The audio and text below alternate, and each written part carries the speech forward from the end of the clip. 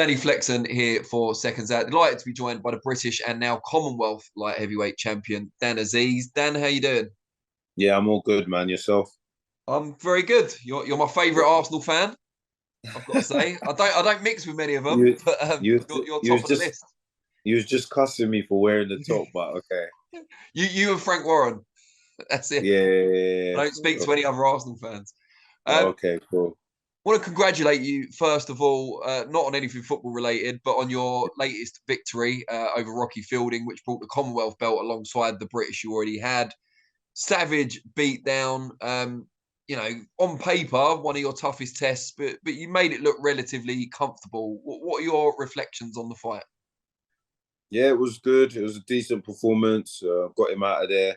Could have performed better, obviously, but that's between me and my team and whatnot. But yeah, we got the job done. Um, I'll be honest, I didn't know whether, I thought it was a 50-50 fight. He's got the experience, I'm the up and coming. So yeah, I didn't really know what to expect. So yeah, I just did what I was told, and yeah, we come off on top. How unsettling, if at all, was it when he didn't make the weight a couple of day before? Because obviously you know the title's still on the line for you, but was there ever a Yeah. concern maybe the fight wouldn't go ahead? Nah. Straight away, the ball told me, yeah, he's fine to continue fighting, and it's up to you if you want to still fight. And we was like, yeah, straight away, no problem. It was only, to be honest, it was only a pound. Like, what's a pound? But if he doesn't want to take it off, that's his problem. Obviously the belts don't mean as much as it does to him than it does to me. So I went fast as long as the fight was getting made. Yeah, I went fast. Now, I must be a little bit out of the loop because when I was watching the show, I saw that, well, I already knew Buddy McGirt was going to be in the corner because we'd had some Yeah, interviews with him during fight week. I saw yeah, Mark Gillespie there padding you on Sky just before the fight started when I was watching it as well. yeah, Previous to that, you'd been working with Brian O'Shaughnessy, of course. yeah. So we haven't spoken since. Just want to get an idea of why you've moved on and how the new training team came together. Yeah, no, it's not a case of I've moved on. Brian's just having some time out. That's it. It's still part of the team. Obviously, you saw Buddy was in the last fight against Shakan Peters too, and then yeah, Mark. I've known him since the amateurs. Um, at the moment, Buddy can't really do pads. I think he's got a little leg injury, so yeah, I've been working around Mark Buatsi or Dwayne Sinclair and that for quite a while. So yeah, they just came in to help out. They know me quite relatively well. So yeah, And now this is the second fight where Buddy's had his input. How do you yeah. think he's kind of helping to improve or develop your style? Um, I guess his experience, like we all know, he's like a Hall of Famer trainer.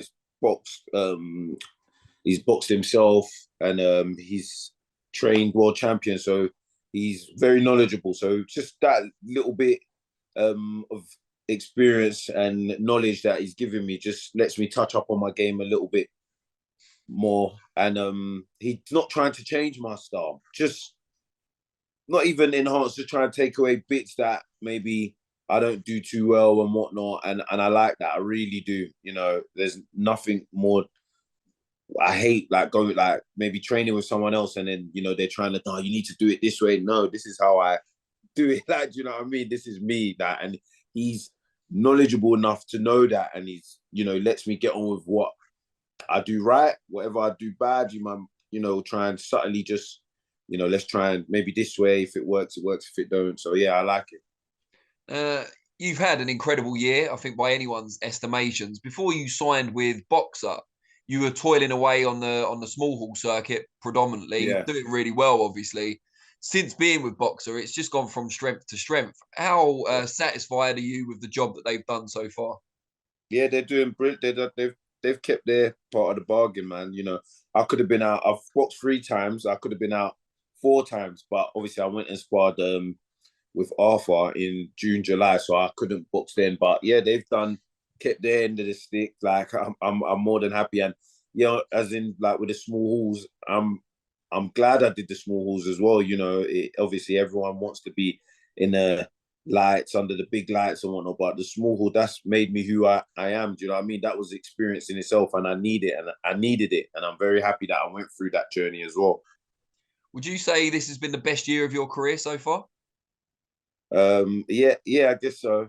Actually, no, to be honest, the year where I won the Southern and then the English in the same year, I really enjoyed that year. That was a really good year too. So I wouldn't knock that year. But yeah, I think it's been a decent year. It's been a hard one as well, man. It ain't been easy, man. I've been out in LA, was obviously out in Canada, bringing someone new on board. Like, it's not easy, man. You're stepping up the ladders. It doesn't get any easier. It just gets harder, and you just got to train accordingly. So, but I'm happy, man. I'm thankful.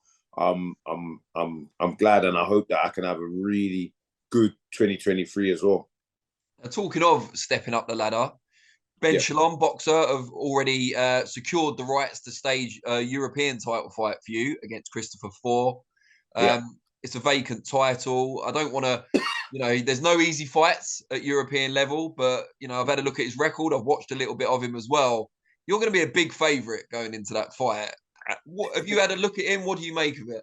I'll be honest, I haven't had one look at him. I made sure my team didn't tell me anything about no European title or whatever, because I didn't want to hear that. I had Rocky to deal with, and I didn't care about anything after that. But yeah, obviously now it's come to light. Yeah, I'm fighting him, but I haven't had a look. I will have a look, but I never ever overlook anyone, man. So obviously, yeah, you're saying I'll be a favorite, but those are the fights where you can come unstuck. So I'll definitely be training twice as hard.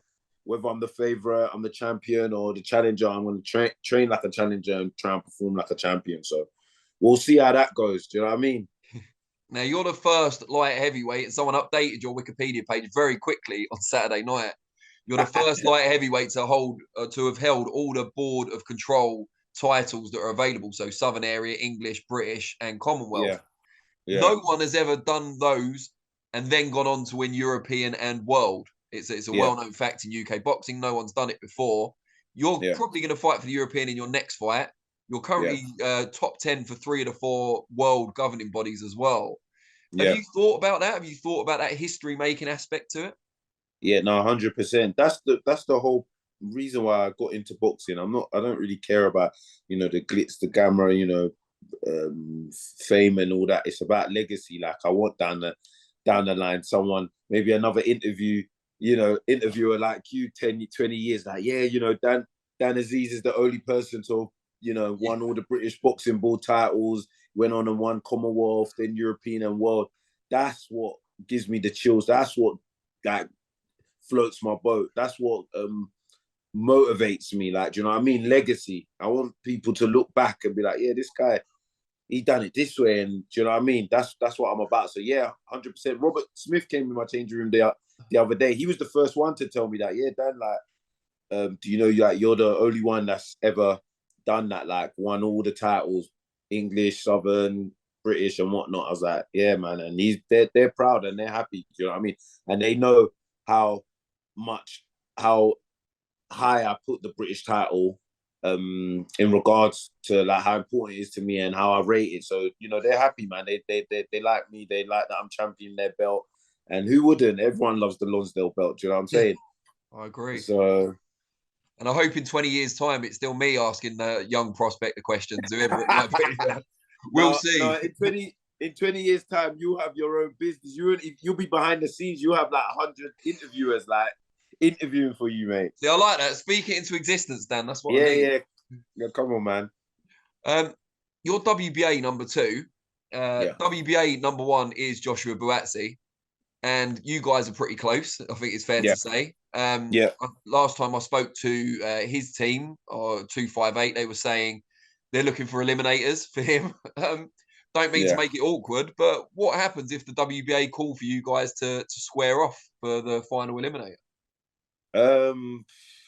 Listen, like, it's not like it ain't happened before in boxing, friends fighting and whatnot. So at the end of the day, we're here to, like I said, we're here for legacy. We're here to prove we're the best. So it's not something that can be written off. Like you said, he's 1, I'm number 2. And that's in itself, that's wicked. Like, we both come up together and everything. And now, like, in one of the world governing bodies, he's number 1, I'm number 2. I'm sure Craig is somewhere lurking about. Like, we're all around. Like, our division is popping. Like it's really good and strong. So yeah, man, I wouldn't eliminate that at all. I wouldn't eliminate a fight with anyone in the top 10 in the domestic scene. So yeah. Do you still spar each other? Yeah, he sparred me. I think my last spar against Rocky Fielding. So yeah, like we've done thousands of rounds, man. Every time I need him for rounds, he's there. If he needs me for rounds, I'm there. So yeah, him and Dwayne, I've been sparring them for years. So yeah. If we ever see that WBA title fight come to fruition, you'll both have to look elsewhere for sparring. Yeah, just that one. Exactly. Yeah, no, for sure. You talked about your experience over in Canada, obviously sparring Beterbiev. He's got Yeah. Yard coming up now. Maybe we'll talk about that in a minute. But what did you learn, not so much about him, but about yourself from getting in there with someone who is, at the moment, probably the best light heavyweight in the world? Maybe Bivol, but Beterbiev's got more belts. I learned that, yeah, I'm not far off. Let's just say that. I'm not far off. And his team will tell you that. And yeah, it was just a good experience, man. It was something else, man. Just to see obviously someone with that many belts, undefeated, and just how he operates. That was very, very important for me to see, definitely, because like we're talking about, you want to fight for world titles and stuff. You need to see what the guys who've actually got the titles, what they do, do you know what I mean? And if you want to come anywhere close, you need to either be doing better or similar. So yeah, that was a very good experience for me, man. And I was happy to be out there. Were there any particular things that you saw him doing, either in his preparations or his lifestyle, that you kind of brought back or that you learned from? Yeah, a few things actually. Just he's the whole setup. They're very professional. There's a few things that I brought back, and I'm not gonna say, but yeah, like that he does, and do you know what I mean? Like, they've got a good setup. That's what I would say, and you would do, man. Like he's unified world champion. Like, do you know what I mean? So they've got to have a proper setup. So yeah. Who do you kind of rank at the moment as the top at 175, apart from yourself, of course? Beterbiev or Bivol? Mate, I'm just the British champion, man. I wouldn't say I'm number. I would say I'm number one anyway. You'd be surprised. But, You'd be surprised. Nah. Listen, I'm above everything. I'm a boxer, but I'm also a proper fan of the sport. So I respect the sport. Like, do you know what I mean? If you're champion, yes, I want to get there, but you got to give your due respect. But I'd say something Bivol or Beterbiev. Out of them two, I would give. If anyone was going to beat Beterbiev, I would say it would be Bivol, and if anyone was going to beat Bivol, I'd say it would be Beterbiev. That's if I'll be honest. We can't let you off with that, Dan. Come on, mate. Yeah, I don't know. Bivol's good, man, and Beterbiev is good as well, man. Like, I don't know. They need to just fight each other, and imagine them two. They've got all the belts, so. All right, that's fair enough. Yeah, that's fair enough. Yeah. What about Beterbiev against Yard? Because you obviously rank the two with the belts at highest at the moment. Yeah. Yard has had one chance at a world title. This is his second. How do you kind of weigh that fight up? Having, I'm sure you've watched Yard plenty, and yeah, you've been in with Beterbiev recently sparring. Yeah. What do you make of that fight? I would say on the outside looking in. Actually, I can't even say that because I've been in there with Beterbiev, and that's it. But yeah, Yard he's got it. He's got the task. He's got the big task ahead of him, and I'm sure he knows that. But it's not the impossible, man. Yard hits hard. Like he hits just. I think he hits just as hard as Beterbiev. Obviously, it's just the accolades that Beterbiev has got. Who he's fought, like his resume, man, is second to none. Like, do you know what I mean? And yeah, he's just got it to do. I would say if Yard was to win, he's got between rounds 1 and 4. That's his best chance. I think. The longer it goes, probably I'd favour Beterbiev more. So does that mean, like, tactics-wise, if you were Yard or in Yard's corner, you'd be advising him to set a fast pace from the off and be aggressive? Yeah, but just whatever shots you're gonna pick, like Yard is quick. He's got fast twitch fibers. Like he can, boom, like he can hit very quick and hard. So like whatever shots he's picking, I think he should do it from early. Like if he can hurt Beterbiev early, then that would be good, and then try and finish him off. But I do think the longer it goes, yeah, Beterbiev is gonna be going down the hill. It's like, you know. How eager are you to kind of mix it with these guys, not just sparring, but in the competitive ring? Because the way you're talking about it now, like you said, you're a boxing fan as well. You seem really excited, but you're on the cusp of facing these people. Yeah, no, for sure. I'm very eager. Not eager, but I can't wait to get in there with these and be up there with these kind of guys and whatnot. But I'm always about steps. That's why I've got, you know, the belts that I have, because it's step by step. I got the Commonwealth now. The next step is European. Like, do you know what I mean? Once I got that, then we move on, like, step by step. If I'm not there yet, then I'm not there yet. But yeah, I can't wait. Great stuff. Dan, really appreciate it. It's been a pleasure to watch you this year. I mean, it was in the other years, but a lot more people watched you this year. Really enjoyed it, and have a great Christmas and New Year. No, same to you, man. Take care, man. See you, Danny.